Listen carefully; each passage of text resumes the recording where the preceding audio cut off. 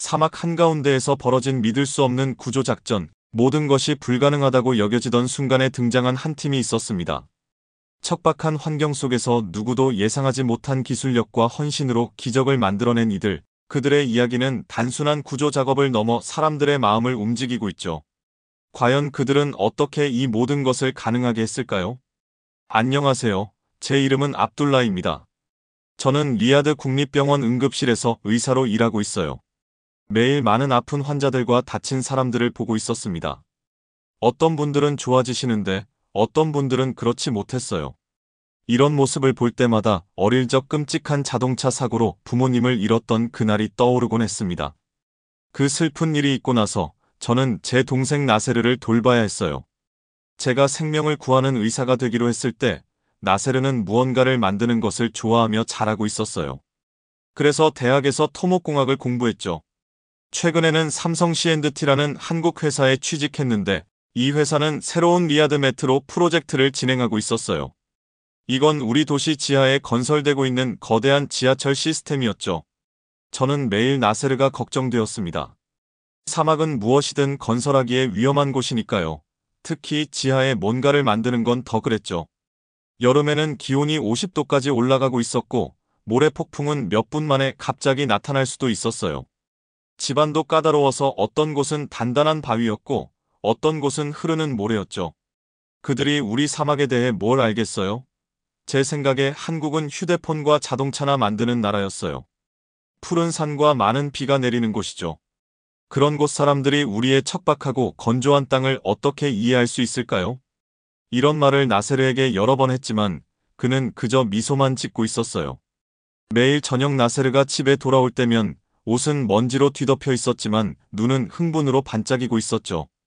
그는 그들이 사용하는 놀라운 기계들과 사막에 특별히 설계된 안전 시스템에 대해 이야기하고 있었어요.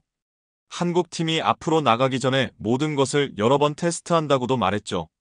저는 듣고 고개를 끄덕이고 있었지만 속으로는 여전히 의심이 남아 있었어요. 병원에서는 가끔 리야드 주변 건설 현장에서 온 작업자들을 치료하고 있었어요. 그들은 골절상, 열사병 또는 더 심각한 부상으로 오곤 했죠. 상처를 붕대로 감거나 부러진 팔을 고정할 때마다 나세르에 대한 걱정이 더 커지고 있었어요. 어느 저녁 나세르가 그들이 사용하는 터널 보링 머신 사진을 보여줬어요. 그건 정말 거대했어요. 마치 땅을 파먹는 커다란 금속 지렁이 같았죠. 그는 한국 엔지니어들이 우리 사막 환경에 맞게 특별히 이 기계를 개조했다고 설명하고 있었어요. 추가 냉각 시스템과 먼지 필터를 달았고 심지어 우리 토양 화학 성분에 견딜 수 있는 새로운 콘크리트 혼합물도 만들었다고 했습니다. 저는 감명받은 척했지만 이런 멋진 기술들이 정말 사막에 혹독한 현실 속에서도 제대로 작동할지 의문이 들고 있었어요. 사막은 수천 년 동안 여기 있었고 수많은 문명을 삼켜버렸죠. 이 엔지니어들은 자기들의 지하철이 살아남을 거라고 뭐가 그렇게 확신하는 걸까요? 이 프로젝트는 세계 각국의 회사들이 맡아 다양한 구간을 건설하고 있었어요. 한국 팀은 한 부분을 맡고 유럽 회사들은 다른 부분을 맡고 있었죠. 나세르는 한국 구간이 가장 빠른 진전을 보이면서도 최고의 안전 기록을 유지하고 있다고 말했어요. 저는 이 말을 믿기 어려웠죠. 매일 아침 출근길에 우리 성장하는 도시 곳곳에 있는 거대한 건설 현장들을 지나가고 있었어요. 크레인들이 하늘을 향해 금속 거인처럼 서 있었고 콘크리트와 철근을 실은 트럭들이 우르릉거리며 지나가고 있었죠. 먼지가 공기 중에 옅은 갈색 구름처럼 떠 있었어요. 우리 도시는 너무 빠르게 변하고 있었습니다. 가끔은 이 모든 변화가 좋은 것인지 의문이 들곤 했어요.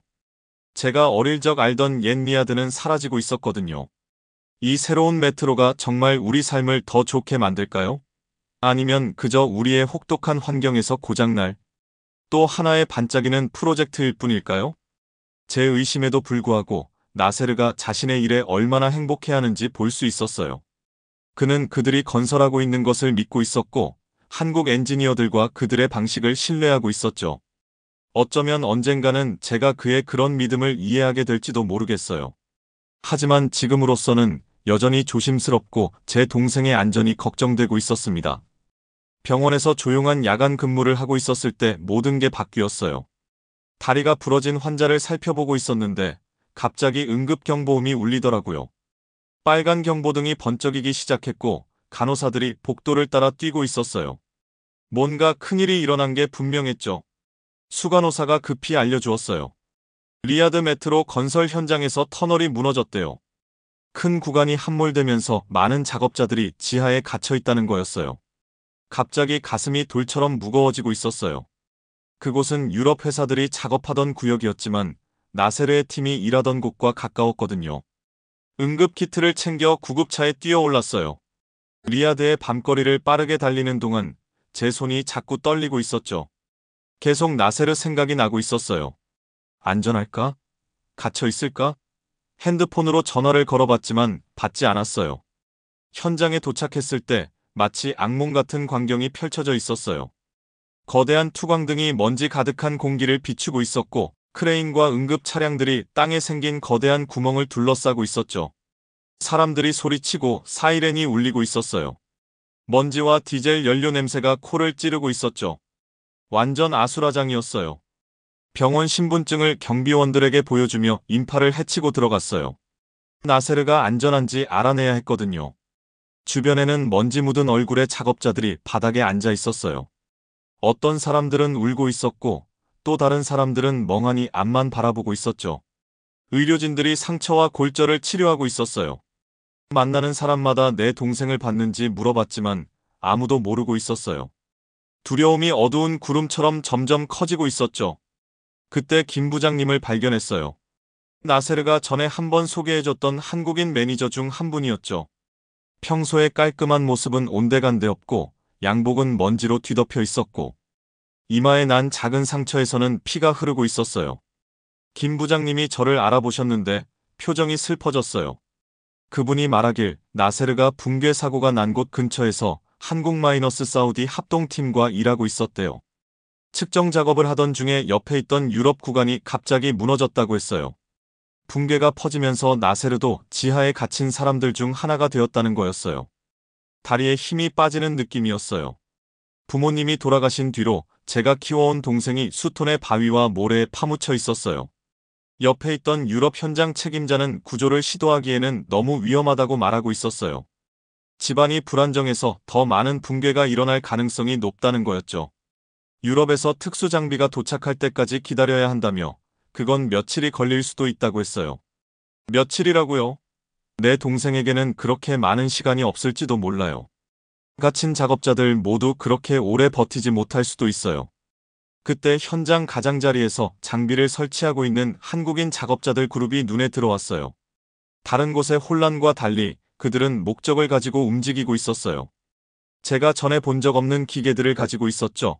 카메라가 달린 작은 비행 드론, 이상하게 생긴 센서들, 그리고 터널의 3D 모델을 보여주는 컴퓨터들이었어요. 그들의 리더는 이재훈이라는 사람이었어요. 구조가 불가능하다고 계속 말하던 유럽 매니저와 달리 이 한국인 엔지니어는 집중하고 단호해 보였어요.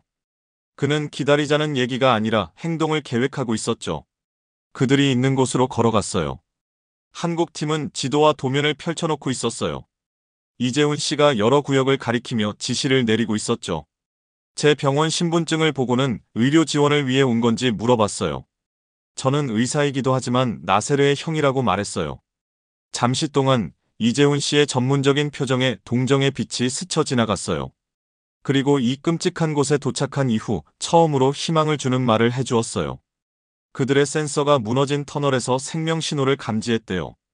특수 열감지 드론이 사람들이 살아있을 수 있는 공기가 있는 공간을 발견했다는 거였죠. 그리고 가장 중요한 건 그들은 기다리지 않을 거라는 거였어요. 이미 들어갈 준비를 하고 있었죠.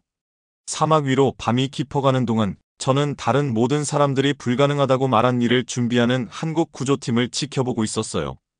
그리고 처음으로 내가 그들에 대해 계속 오해하고 있었던 건 아닐까 하는 생각이 들기 시작했어요.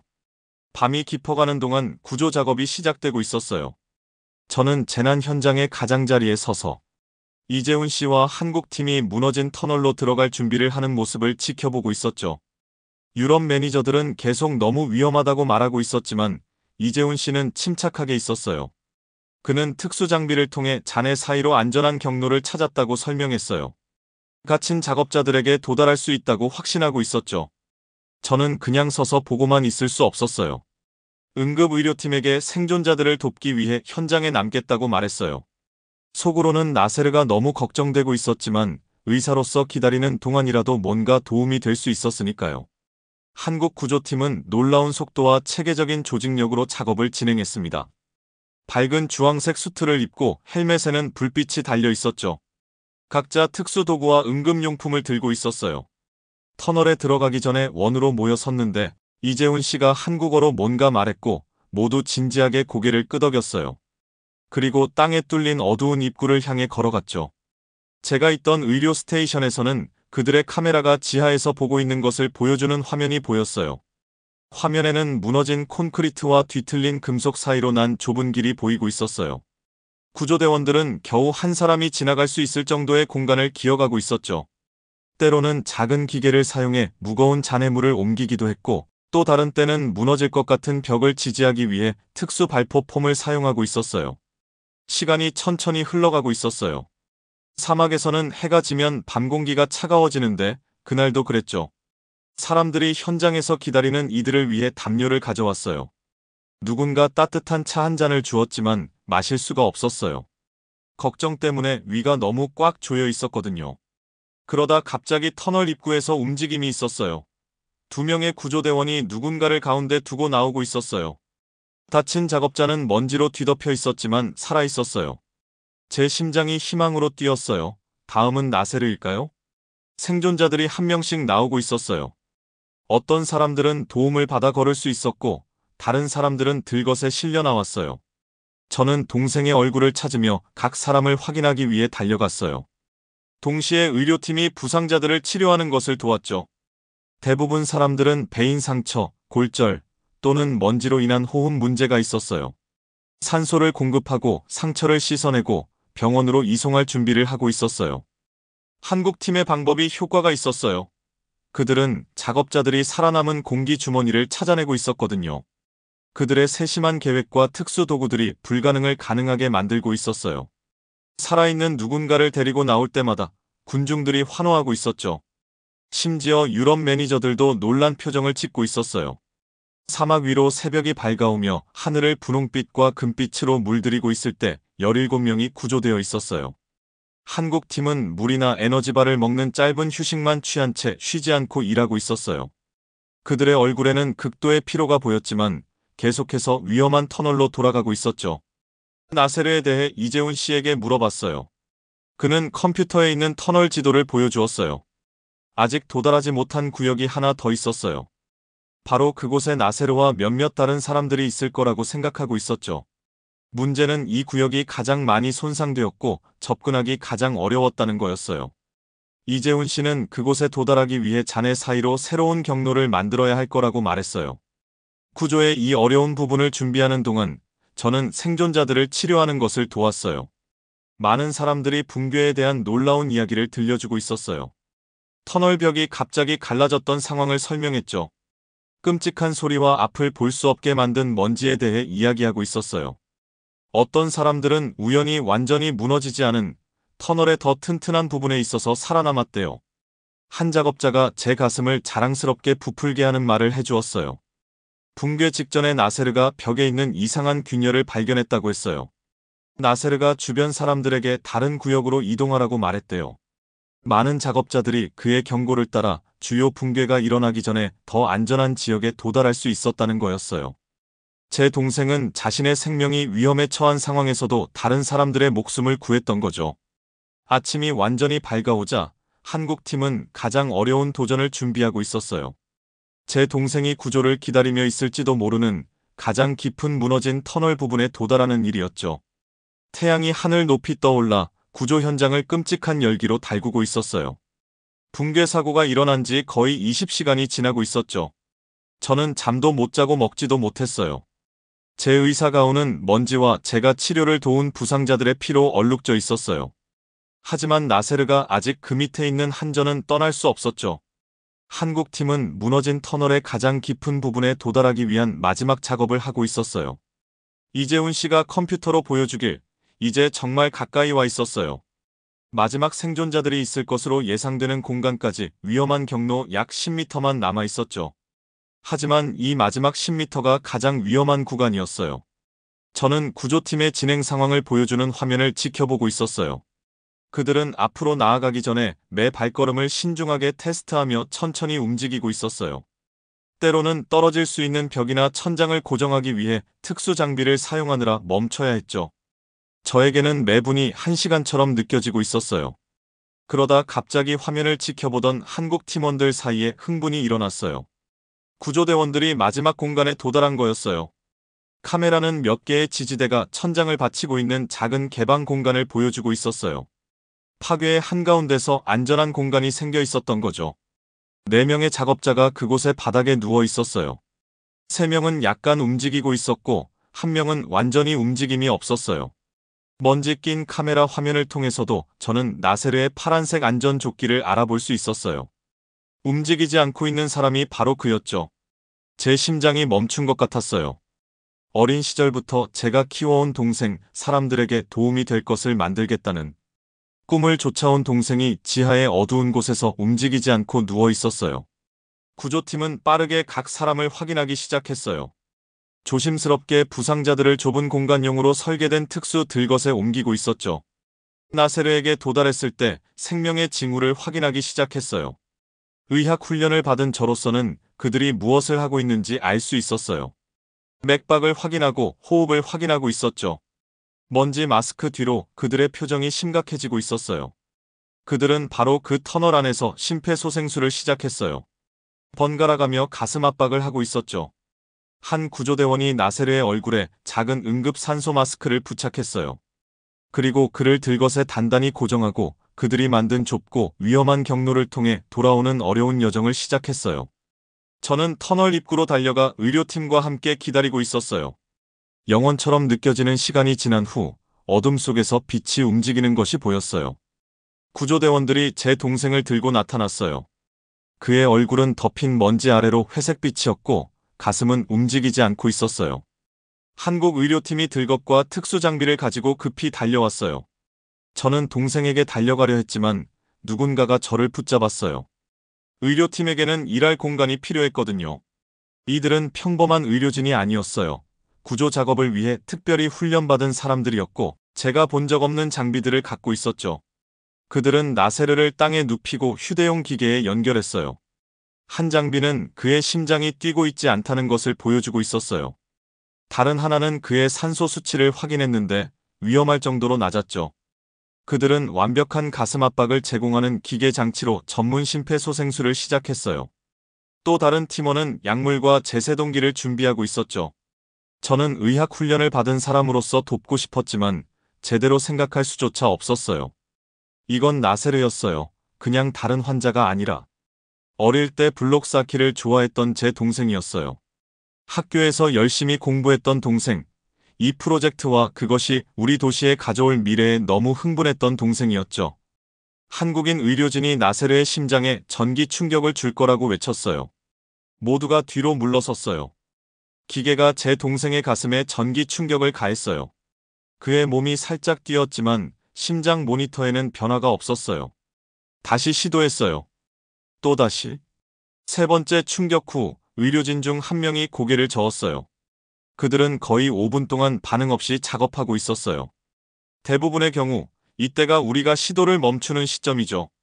하지만 한국인 의료팀장이 그의 팀에게 뭔가 말했고 그들은 계속 일하고 있었어요. 그들은 IV 라인을 통해 나세르에게 특수 약물을 투여했어요. 기계적 심폐소생술을 계속했고 산소 공급을 조절했죠. 그리고 제세동기를 한 번 더 시도했어요. 기계 중 하나에서 작은 삐 소리가 나왔어요. 그리고 또 하나. 또 하나. 심장 박동이었어요. 약했지만 분명히 있었죠. 의료팀은 이제 더 빠르게 움직이며 약물을 조절하고 생체 신호를 확인하고 있었어요. 그중 한 명이 저를 올려다보며 고개를 끄덕였어요. 나세르는 살아있었지만 겨우 살아있는 상태였어요. 그들은 빠르게 그를 대기 중인 헬리콥터에 태웠어요. 구급차가 도시의 교통을 뚫고 가는 것보다 훨씬 빠르게 병원으로 데려갈 수 있었거든요. 헬리콥터가 이륙할 때 이재훈 씨가 제 옆에 서 있었어요. 그의 주황색 구조복은 완전히 회색 먼지로 덮여 있었고 얼굴에는 극도의 피로가 보이고 있었어요. 그가 저에게 말해준 것 때문에 몇 시간 동안 참고 있던 눈물이 마침내 흘러내렸어요. 주요 붕괴가 일어나기 전에 나세르가 터널 구조에서 경고 신호를 발견했다는 거였어요. 그는 많은 작업자들이 더 안전한 지역으로 대피하도록 도왔대요. 신입 엔지니어였지만 그는 자신의 훈련을 믿고 위험을 발견했을 때 말했던 거죠. 그는 자신이 가장 심한 붕괴에 갇히기 전에 많은 생명을 구했어요. 제 동생을 최고의 의료 서비스가 가능한 곳으로 데려가는 헬리콥터가 밝은 하늘 속으로 사라지는 것을 보면서 저는 한국 팀에 대해 얼마나 잘못 생각하고 있었는지 깨달았어요. 그들의 기술, 헌신, 그리고 포기하지 않는 태도가 모두가 불가능하다고 말했을 때 나세르에게 생명의 기회를 주었던 거예요. 이제는 나세르의 힘과 병원의 의사들에게 달려 있었어요. 이 사막에서 시작된 기적을 완성하는 일이요. 그 끔찍한 터널 붕괴 사고가 있은 지 6개월이 지났어요. 오늘 나세르와 저는 리야드 메트로 개통식에 함께 서 있었어요. 밝은 햇살이 새 메인 역사에 내리쬐고 있었는데 이 건물은 마치 유리와 철로 만든 거대한 날개처럼 보이고 있었죠. 수백 명의 사람들이 우리 도시의 모습을 바꿀 새로운 열차를 보기 위해 주변에 모여 있었어요. 나세르의 회복은 길고 힘든 과정이었어요. 사고 후 2주 동안 그는 병원 중환자실에 머물러 있었죠. 그의 몸은 여러 곳이 부러져 있었고 의사들은 그가 다시 깨어날 수 있을지 확신하지 못하고 있었어요. 저는 밤낮으로 그의 곁을 지키며 우리의 어린 시절, 그의 일 생각나는 모든 것에 대해 이야기하고 있었어요. 제 목소리가 그를 다시 우리에게 인도해 주길 바라고 있었거든요. 그러던 어느 날 아침 그의 눈이 떠졌어요. 영화에서처럼 사람들이 그냥 깨어나서 괜찮은 그런 일은 아니었어요. 처음에는 말도 못하고 많이 움직이지도 못했어요. 하지만 하루하루 의사와 간호사들의 많은 도움으로 점점 나아지고 있었어요. 그는 다시 걷는 법을 배워야 했고 손으로 물건을 잡는 훈련도 해야 했죠. 하지만 그의 정신과 의지는 여전히 강했어요. 그 몇 달 동안 저는 제 동생을 구한 한국팀 멤버들을 많이 알게 되었어요. 그들은 자주 병원을 방문하며 작은 선물과 격려를 가져왔죠. 이재훈 씨는 좋은 친구가 되었어요. 그는 메트로의 그들 구간에 설치한 특별한 안전 시스템에 대해 가르쳐 주었어요. 이 시스템들이 붕괴 동안 많은 작업자들을 보호했던 거였죠. 저도 그들의 응급의료 기술에 관심을 갖게 되었어요. 의사였던 저조차 본 적 없는 장비와 방법을 가지고 있었거든요. 저는 한국 의료 실무에 대해 배울 수 있는 모든 것을 배우기 시작했어요. 나중에는 이러한 방법 중 일부를 우리 병원에 도입하는 데 도움을 주었죠. 이제 우리는 제가 배운 것 덕분에 이전보다 더 많은 생명을 구하고 있어요. 오늘 개통식에서는 구광폐하께서 직접 메인역 앞에서 리본을 자르고 계셨어요. 사람들이 환호하고 박수치고 있었죠. 색색의 풍선들이 파란 하늘로 떠오르고 있었고 큰 스피커에서는 음악이 흘러나오고 있었어요. 온 도시가 축하하는 기분이었죠. 메인역 안에는 특별한 전시관이 있었어요. 터널 붕괴와 구조를 포함한 메트로 프로젝트의 이야기를 보여주고 있었죠. 한국 구조팀의 사진이 벽에 걸려 있었고 그들의 장비는 유리 케이스 안에 전시되어 있었어요.